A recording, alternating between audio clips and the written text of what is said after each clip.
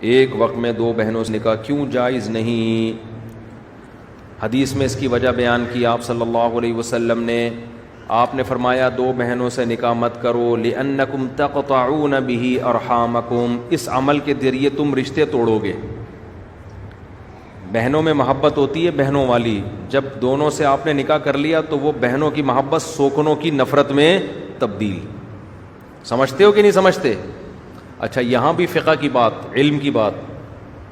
یہ جو حدیث میں بتایا نا کہ دو بہنوں سے نکاح کیوں حرام ہے، اس لیے کہ تم اس کے ذریعے رشتے توڑو گے، تو علت کیا بیان ہوئی ہے؟ رشتہ ٹوٹنا.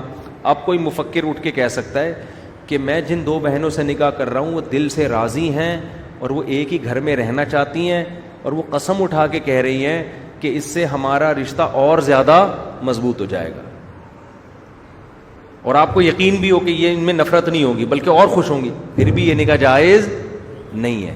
اب کوئی مفکر اٹھ کے کہہ سکتا ہے کہ یار دیکھو حدیث میں تو آتا ہے لِأَنَّكُمْ تَقْطَعُونَ بِهِ أَرْحَامَكُمْ، یہ عمل حرام ہے اس لیے کہ تم اس کے ذریعے رشتوں کو توڑو گے. ایک آدمی کہتا ہے میں تو نہیں توڑ رہا اور دو بہنیں بھی خوش ہیں، تو اس کا مطلب علت نہیں پائی گئی، وہ ریزن نہیں ہے، تو اب تو جائز ہونا چاہیے.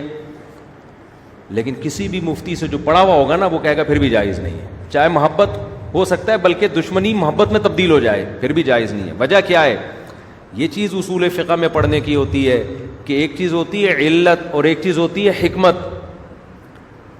اللہ نے جو ہمیں احکام دیے ہیں نا ان میں بعض دفعہ اس حکم کی اللہ نے حکمت بیان کی ہوتی ہے، تو حکم کا مدار اس حکمت پر نہیں ہوتا.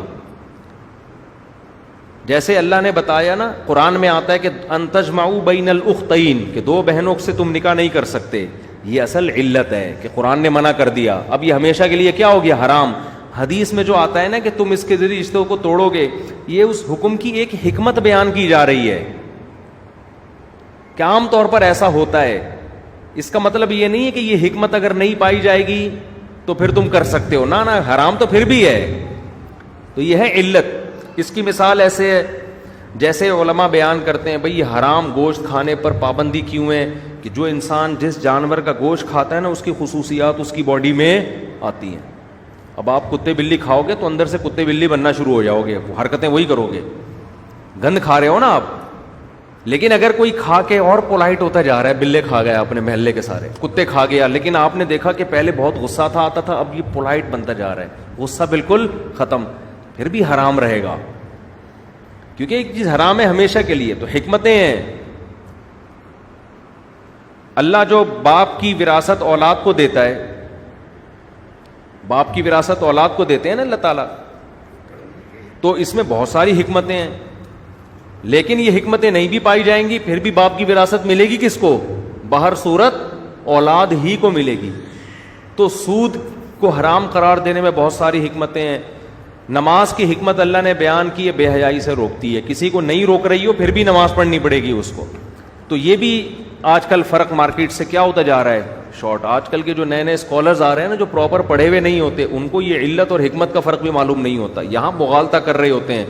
تبھی آپ دیکھیں نئے نئے جو اسکالرز آ رہے ہیں ایکچولی کر کے نا، اصل میں وہ جو اس دور میں یہ حرام تھا ایکچولی اس کی وجہ ایکچولی یہ تھی، تو یوں وجہ تھی، داڑھی جو تھی ایکچولی اس کی وجہ یہ تھی، اور جو سود جو حرام تھا ایکچولی اس کی وجہ یہ تھی. تو ایکچولی کر آ کے نا پورے دین کا بیڑا غرق کر دیا، ستیہ ناس کر دیا ان لوگوں نے. تو یہود و نصارہ اسی سے تباہ ہوئے. ہمارا جو مذہب محفوظ ہے فقہا کی وجہ سے محفوظ ہے. انہوں نے صدیوں پہلے اصول اور ضابطے مرتب کر کے ریٹن فارم میں لے آئے کہ بھئی ان اصولوں سے آپ کو ہٹنے کی اجازت نہیں ہے. اس کی وجہ سے اسلام کیا ہو گیا؟ محفوظ ہو گیا. اختلاف کی بھی ایک باؤنڈری ہو گئی کہ اس باؤنڈری سے آپ آگے نہیں جا سکتے اختلاف کر کے. سمجھتے ہو کہ نہیں سمجھتے؟